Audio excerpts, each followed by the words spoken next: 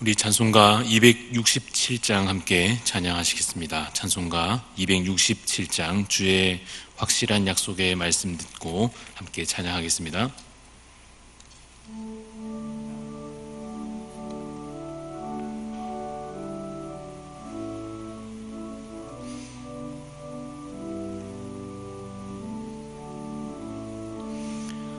주의 확실한 약속의 말씀 듣고 주만 믿으면 구원을 얻으리라. 할렐루야 할렐루야, 내가 예수를 믿어 그의 흘리신 피로 내 죄 씻었네. 할렐루야 할렐루야, 내가 예수를 믿어 그의 흘리신 피로 내 죄 씻었네. 나의 갈 길이 험하고 위험하나 항상 예수의 도우심 믿고 가네. 할렐루야 할렐루야, 내가 예수를 믿어 그의 흘리신 피로 내 죄 씻었네. 할렐루야 할렐루야, 내가 예수를 믿어 그의 흘리신 피로 내 죄 씻었네. 주의 보좌에 천사들 둘러서서 우리 구주를 높이어 찬양하네. 할렐루야 할렐루야, 내가 예수를 믿어 그의 흘리신 피로 내 죄 씻었네. 할렐루야 할렐루야, 내가 예수를 믿어 그의 흘리신 피로 내 죄 씻었네. 예언자들과 왕들도 반열대로 황금길 따라 나와 찬송하네. 할렐루야 할렐루야, 내가 예수를 믿어 그의 흘리신 피로 내 죄 씻었네. 할렐루야 할렐루야, 내가 예수를 믿어 그의 흘리신 피로 내 죄 씻었네. 우리 모두 다 그 반열 뒤따르며 함께 즐거운 찬송을 부르리라. 할렐루야 할렐루야, 내가 예수를 믿어 그의 흘리신 피로 내 죄 씻었네. 할렐루야 할렐루야, 내가 예수를 믿어 그의 흘리신 피로 내 죄 씻었네. 기도하시겠습니다. 사랑과 은혜가 풍성하신 우리 주 하나님, 이 시간 우리를 또 깨워주시고 또 우리를 이 하루를 살게 하시며 우리에게 주신 그 생명 인하여 하나님 감사를 드립니다. 하나님, 우리가 주신 믿음으로 말미암아 그 말씀 가운데 거하여 살게 되었사오니 이제는 주의 말씀을 즐거이 여겨 기뻐하며 읽으며 들으며 늘 그 말씀을 사모하는 자 되게 하여 주시옵소서. 헛된 길로 가지 아니하도록 주께서 우리를 인도하여 주시고 오직 그 말씀에 순종하는 삶으로 그 복된 길을 걸어가게 하여 주시기를 간절히 원합나이다. 하나님, 우리의 모든 죄악을 사하시고 이미 우리를 정결케 하셨으니 더욱 믿음으로 사는 자 되게 하여 주시며 더욱 성령을 따라 행함으로 거룩한 삶으로 주 앞에 가까이 나아갈 수 있는 저희들 되게 하여 주시옵소서. 연약하여 지칠 때 힘들 때마다 하나님 우리의 기도를 들어주시고 우리 간구 가운데 하나님 응답하여 주셔서 참으로 하나님 우리를 붙드시며 우리의 삶을 주관하심을 더욱 신뢰함으로 더욱 주를 의지함으로 살아가게 하여 주시옵소서. 오늘도 주실 이 말씀을 우리가 기대하며 또 말씀 앞으로 가까이 나아가기를 소망하오니 하나님 우리에게 지혜의 말씀을 허락하여 주시고 또한 우리의 삶을 하나님 주관하여 선한 길로 복된 길로 생명의 길로 주여 인도하여 주시옵소서. 감사를 드리오며 살아계신 예수 그리스도 이름으로 기도드리옵나이다. 아멘. 오늘 주시는 말씀은 창세기 41장 37절부터 57절까지 말씀입니다. 창세기 41장 37절부터 57절까지 말씀 함께 읽겠습니다. 바로와 그의 모든 신하가 이 일을 좋게 여긴지라. 바로가 그의 신하들에게 이르되 이와 같이 하나님의 영에 감동된 사람을 우리가 어찌 찾을 수 있으리요 하고 요셉에게 이르되 하나님이 모든 것을 내게 보이셨으니 너와 같이 명철하고 지혜 있는 자가 없도다. 너는 내 집을 다스리라. 내 백성이 다 내 명령에 복종하리니 내가 너보다 높은 것은 내 왕좌뿐이니라. 바로가 또 요셉에게 이르되 내가 너를 애굽 온 땅의 총리가 되게 하노라 하고 자기의 인장 반지를 빼어 요셉의 손에 끼우고 그에게 세마포 옷을 입히고 금 사슬을 목에 걸고 자기에게 있는 버금 수레에 그를 태우매 무리가 그의 앞에서 소리 지르기를 엎드리라 하더라. 바로가 그에게 애굽 전국을 총리로 다스리게 하였더라. 바로가 요셉에게 이르되 나는 바로라. 애굽 온 땅에서 내 허락이 없이는 수족을 놀릴 자가 없으리라 하고 그가 요셉의 이름을 사브낫바네아라 하고 또 온의 제사장 보디베라의 딸 아스낫을 그에게 주어 아내로 삼게 하니라. 요셉이 나가 애굽 온 땅을 순찰하니라. 요셉이 애굽 땅 바로 앞에 설 때에 30세라. 그가 바로 앞을 떠나 애굽 온 땅을 순찰하니 7해 풍년에 토지 소출이 심히 많은지라. 요셉이 애굽 땅에 있는 그 7년 곡물을 거두어 각 성에 저장하되 각 성읍 주위의 밭에 곡물을 그 성읍 중에 쌓아두매 쌓아둔 곡식이 바다 모래같이 심히 많아 째기를 그쳤으니 그 수가 한이 없음이었더라. 흉년이 들기 전에 요셉에게 두 아들이 나되 곧 온의 제사장 보디베라의 딸 아스낫이 그에게서 낳은지라. 요셉이 그의 장남의 이름을 므낫세라 하였으니 하나님이 내게 내 모든 고난과 내 아버지의 온 집의 일을 잊어버리게 하셨다 하며 차남의 이름을 에브라임이라 하였으니 하나님이 나를 내가 수고한 땅에서 번성하게 하셨다 함이었더라. 애굽 땅 7해 풍년이 그치고 요셉의 말과 같이 7해 흉년이 들기 시작하매 각국에는 기근이 있으나 애굽 온 땅에는 먹을 것이 있더니 애굽 온 땅이 굶주림에 백성이 바로에게 부르짖어 양식을 구하는지라. 바로가 애굽 모든 백성에게 이르되 요셉에게 가서 그가 너희에게 이르는 대로 하라 하니라.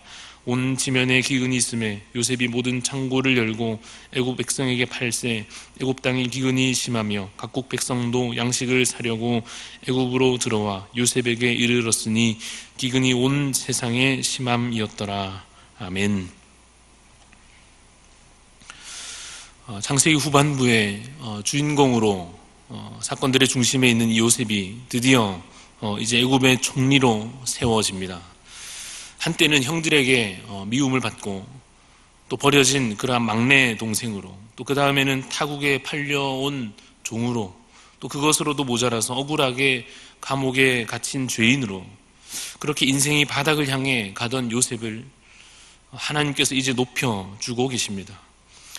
어제도 살펴보았듯이 요셉을 이렇게 인도하시는 데에는 다 목적이 있었습니다. 하나님께서 이 한 사람을 지극히 낮은 자리에 두셨다가 이제 다시 높은 자리에 높이시는 것은 하나님의 목적을 이루시기 위함이었습니다. 그 목적이 무엇입니까? 많은 사람들을 구원하시려는 것입니다. 하나님께서 그 구원의 역사를 이루시기 위하여 요셉을 택하셨고 그를 때로 비참한 자리에까지 낮추셨고 그러나 그를 이제 다시 높이셔서 구원 역사를 이루시는 일에 사용하셨습니다. 이 요셉은 하나의 샘플과 같습니다. 장차 있을 미리 장차 있을 일을 미리 부분적으로 보여주는 희미한 그림과 같습니다. 근본적으로 하나님이신 분, 하나님과 동등하신 분이 그 하나님의 본질을 내려놓으시고 자기 자신을 비우고 비워서 낮추고 낮추어서 종의 형체를 가지셨습니다. 그래서 하나님이신 그가 사람들과 같이 되셨습니다. 그러나 그 정도로 멈추지 않으시고 더 낮은 곳으로, 더욱 더 낮은 곳으로 그가 향하셔서 결국에는 죽음의 자리에까지 복종하며 걸어가셨습니다. 그러나 하나님께서 그 아들 예수 그리스도를 그 낮은 자리에 두지 않으시고 이제 다시 그를 높이셔서 모든 이름 위에 뛰어난 이름을 주셨습니다.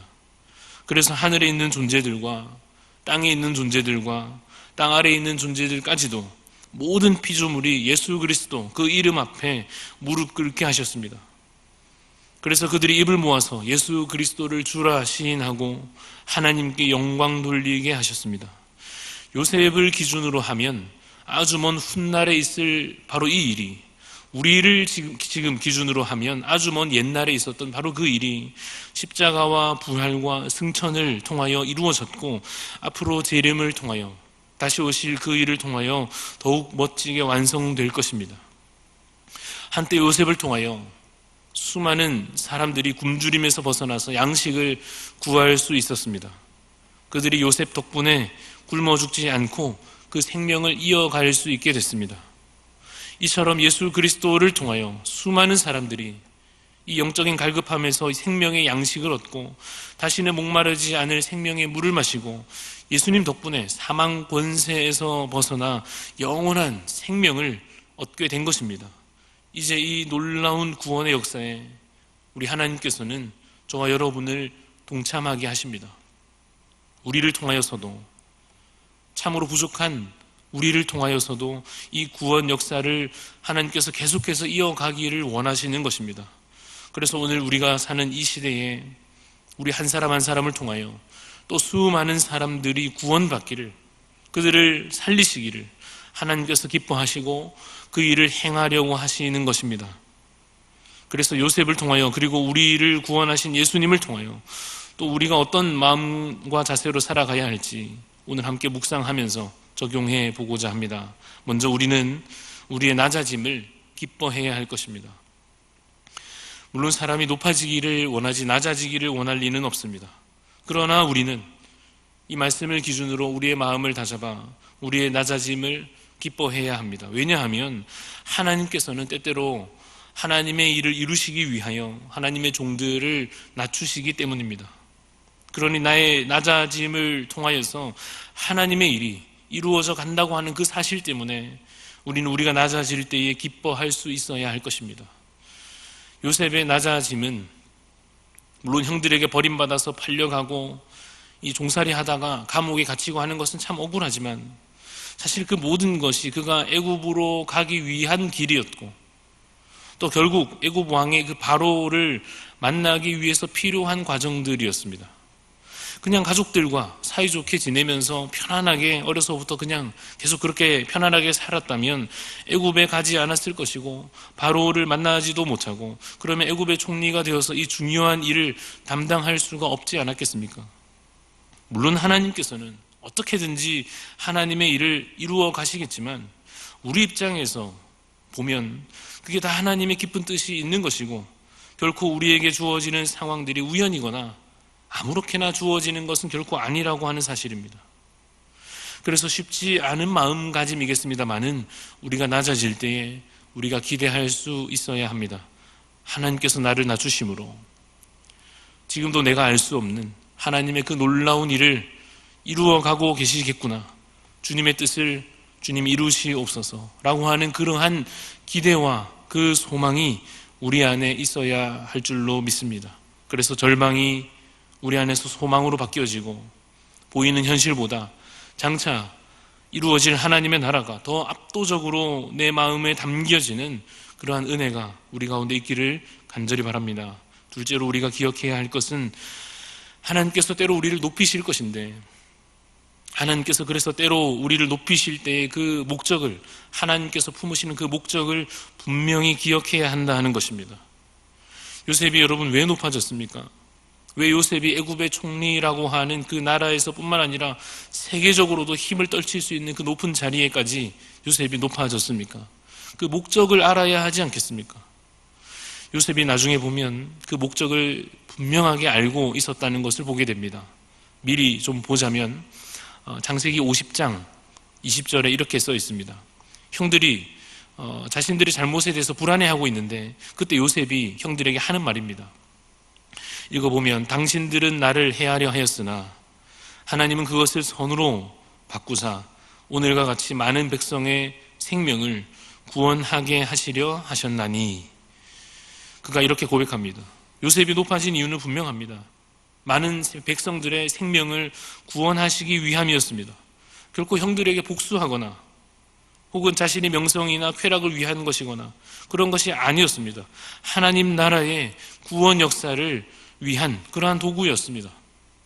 예수 그리스도께서 부활하신 목적이 무엇입니까? 예수 그리스도께서 승천하시며 사람들에게 그 영광스러운 모습을 보이신 까닭이 무엇입니까? 야, 그렇게 못 믿더니 보아라, 그렇게 자신을 뽐내려 하심입니까? 그렇지 않습니다. 예수님께서 높아지신 그 자리에서 대적들에게 복수하지 않으시고 자신을 뽐내지도 아니하십니다. 목적에 따르실 뿐입니다. 죄인을 구원하여 생명을 주시려는 그 목적을 그저 겸손히 따르며 순종하실 뿐입니다. 하나님께서 때로 우리를 높이실 때가 있을 것입니다. 그때 우리의 마음에 복수하고 싶어질 것입니다. 그동안 나를 무시하고 괴롭히고 내 앞길을 가로막았던 그들의 이름과 그 얼굴들이 떠올라서 야, 드디어 내가 힘을 가졌으니 그들에게 무언가 되갚아주고 싶어지는 그런 마음이 생겨날 것입니다. 그러나 이겨내야 합니다. 그 죄의 유혹을 이겨내야 합니다. 그러라고 높이신 것이 아니기 때문에 그렇습니다. 그 자리에 섰을 때 자신을 뽐내고 싶어질 것입니다. 내 이름이 더 높아지기를 바라게 될 것입니다. 그러나 이겨내야 하는 것입니다. 내 안에 꿈틀거리는 욕망을 이겨내야 합니다. 그 더러운 생각으로 하나님의 일을 가로막아서는 안 됩니다. 그저 겸손하게 주어진 힘과 능력으로 사람을 살리고 그들을 주께로 인도하며 하나님의 나라를 힘써 이루어 가야 할 것입니다. 그러면 그렇게 우리가 순종하여 행하면 나 같은 부족한 사람을 통하여서도 한 영혼 한 영혼이 그야말로 살아나는 놀라운 역사를, 그 구원의 일들을 보게 될 줄로 믿습니다. 마지막으로 우리가 기억해야 할 것은 하나님은 결코 실패하지 않으신다는 사실입니다. 영화로 비유하여 말하자면 우리는 배우 역할을 맡는 셈입니다. 그래서 스크린에 우리의 얼굴들이 나오게 될 것입니다. 우리가 이런저런 말을 하고 행동을 하게 될 것입니다. 그러나 그 모든 말과 행동은 영화를 만드는 감독의 지시에 따라야 합니다. 자기 마음대로 그냥 해서는 안 됩니다. 그래서 감독이 내리는 그 결정을 신뢰해야 할 것입니다.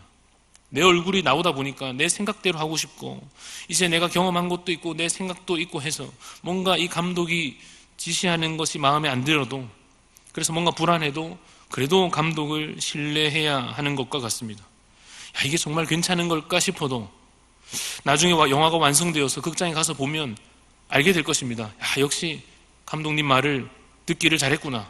역시 뛰어난 감독은 실패하지 않는구나. 우리 하나님은 이 세상 모든 역사와 우리 모든 개인의 삶을 아름답게 만들어 가시는 감독과 같으십니다. 얼마나 뛰어나신지 결코 실패하는 법이 없으십니다. 우리가 망쳐놓기 일쑤이지만 하나님께서 하라 하시는 대로 하면 될 텐데 계속 우리 마음대로 하는 바람에 계속 이상하게 흘러가곤 하지만 그 와중에도 하나님께서는 이 역사를, 우리의 삶을 아름답게 완성해 가실 것입니다. 그러니까 좀 어려운 걸 시키셔도 기꺼이 하시기 바랍니다. 내 생각이 좀 이상한 것 같아도 순종하시기 바랍니다. 순종하면 할수록 더 좋은 작품이 여러분 나오지 않겠습니까?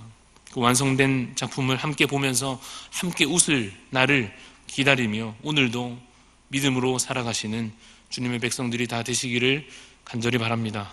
우리 말씀을 기억하며 기도하실 때에 하나님 우리를 때로 낮추실 때에 우리의 마음이 주여 무너지지 않게 하여 주시고 우리를 때로 높이실 때에 겸손하게 하여 주시며 주님의 나라가 이루어질 것을 우리가 믿음으로 바라보게 하여 주옵소서. 그렇게 기도하시고 오늘 하루도 주 안에서 복된 하루 되시기를 축복합니다. 아버지 하나님, 주의 삶을 하나님